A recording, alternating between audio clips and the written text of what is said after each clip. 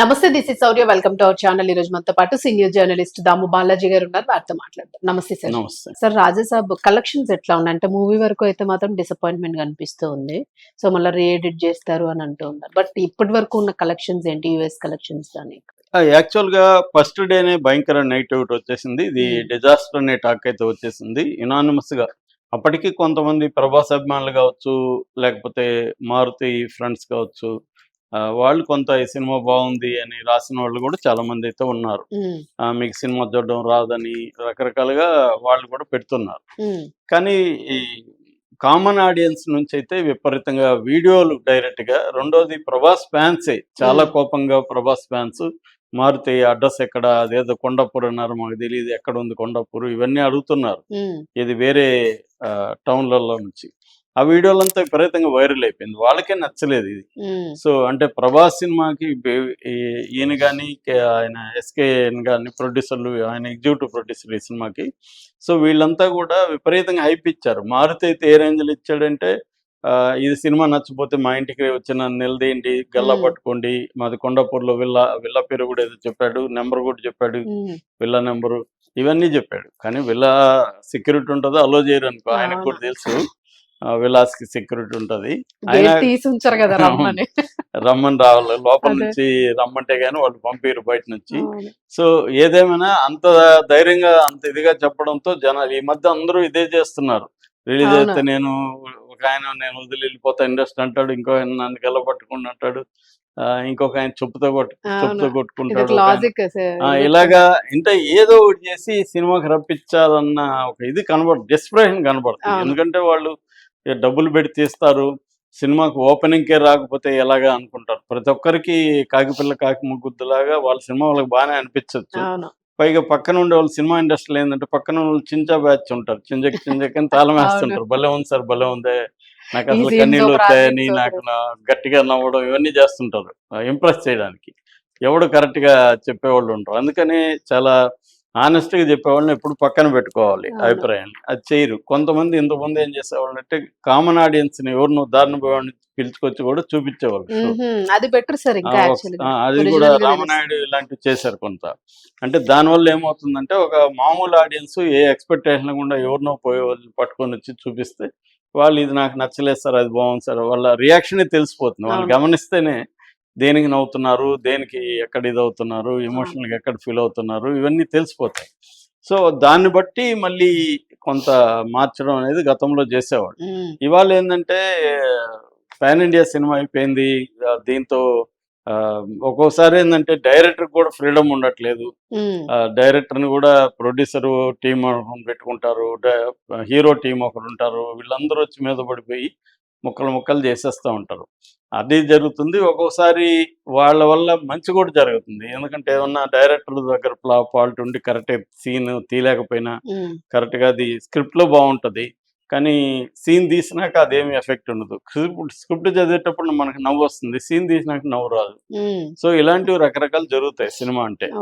So ఇవన్నీ ఏంటంటే ఎప్పటికప్పుడు చూసుకొని రిపేర్ చేసుకో. పెద్ద సినిమాలకు ఉండే అడ్వాంటేజ్. ఇప్పుడు రాజమౌళి ఫస్ట్ ఎవరినో హీరోలు కాకుండా ఆర్టిస్టులను పెట్టుకొని ఒక సీన్ తీస్తాడు, ఆ సీన్ చూసుకుంటాడు, అన్నీ ఉన్నాయి లేదు, మళ్ళీ వాళ్ళని పెట్టుకొని తీస్తాడు, అది కూడా వాళ్ళతో రీషూట్ చేస్తాడు. ఇవన్నీ చేయడం వల్లనే అతనికి నెంబర్ ఆఫ్ డేస్ అవన్నీ పడుతుంది. ఎందుకంటే తను అనుకున్న ఎమోషన్ కానీ తను అనుకున్న ఎనీ ఫీలింగ్ కానీ జనాలకి రీచ్ అవుతుందా లేదా అనేది పదే పదే చెక్ చేసుకోవడం అనేది ఇవాళ చాలా అవసరం. ఎందుకంటే ఒకసారి రిలీజ్ అయిపోయినాక ఎవడేం చేయలేడు, దానికి ముందే చేయాలి. ముందు మనకున్న ప్రాబ్లం అంటే స్క్రిప్ట్ అండి. స్క్రిప్ట్ మీద ఎక్కువ పెట్టడం అనేది జనాలు చేయట్లేదు. స్క్రిప్ట్లో ఏంటంటే మ్యానిపులేషన్, హీరోకి నచ్చే విధంగా చేయడం, ప్రొడ్యూసర్కి నచ్చే విధంగా ఇవి చేస్తారు తప్ప డైరెక్టర్ నేను గమనించింది స్క్రిప్ట్కి ఇన్హెరెంట్గా కథకి ఏం కావాలి అనే వర్క్ అనేది తగ్గిపోయింది. అందరూ మ్యానిపులేట్ చేయాలి.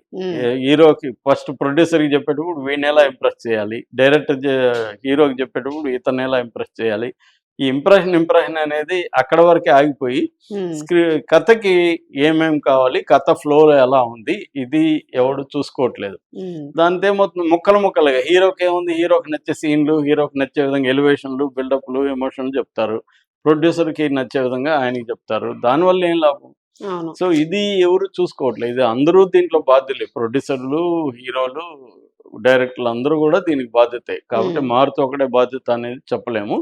ఏదేమైనా కలెక్షన్లు ఇప్పటికి ఫస్ట్ డే మాత్రం నిజానికి బ్యాడ్ టాక్ వచ్చినా కూడా ఈయన ప్రభాస్ సినిమాలో మంచి కలెక్షన్ అని చెప్పొచ్చు. కానీ సెకండ్ డే దారుణంగా పడిపోయినాయి.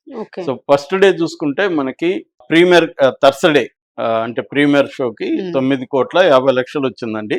ఫ్రైడే 53,75,00,000 వచ్చింది. రెండు కలిపితే 62,90,00,000, 63 కోట్లు వేసుకోండి. 63 కోట్లు నెట్ అమౌంట్ ఫస్ట్ డే వచ్చింది. ఇందులో తెలుగులోనే 47,55,00,000 ఓన్లీ తెలుగు రాష్ట్రాల్లో వచ్చింది. హిందీలో 6 కోట్లు వచ్చింది. హిందీలో మనకి తీసుకుంటే ఈ 6 కోట్లు అనేది ప్రభాస్ సినిమాలో కొంత రాధేశ్యామ్కి తక్కువ అండి. ఇప్పటి వరకు ప్రభాస్ సినిమాలో హిందీలో ఫస్ట్ డే కలెక్షన్ అత్యంత తక్కువ ఉన్నది రాధేశ్యామ్ 4,40,00,000. ప్రభాస్ ఇప్పుడు ఇదేమో 6 కోట్లు, అంటే సెకండ్ లోయెస్ట్ అని చెప్పొచ్చు ప్రభాస్ది. ఎందుకంటే మనకి సలార్లో 18 కోట్లు వచ్చింది. తర్వాత ఆది పురుషుకు కూడా 36 కోట్లు వచ్చింది ఫ్లాప్ సినిమా. సాహు ఫ్లాప్ ఇక్కడ, కానీ హిందీలో 24 కోట్లు వచ్చింది ఫస్ట్ డేకి. ఇక మొన్న కల్కి 25,50,00,000 వచ్చింది. సో అన్ని సినిమాలకి ప్రభాస్కి హిందీలో మంచి ఓపెనింగ్స్ ఉన్నాయి. నిజానికి సాహు హిందీనే కాపాడింది. తెలుగు రాష్ట్రాల్లో సాహు ఆడలేదు, హిందీలో ఆడింది కాబట్టి అది డబ్బులు వచ్చాయి. అట్లాంటిది అంటే హిందీ మార్కెట్ నార్త్ మార్కెట్ అంత స్ట్రాంగ్ గా ప్రభాస్ కుంటే దాంట్లో 6 కోట్లు మాత్రమే ఫస్ట్ డేకి వచ్చాయి. ఇక సెకండ్ డే తీసుకుంటే మనకి టోటల్ గా సెకండ్ డేకి వచ్చేసరికి 27,83,00,000 తెలుగు అండి.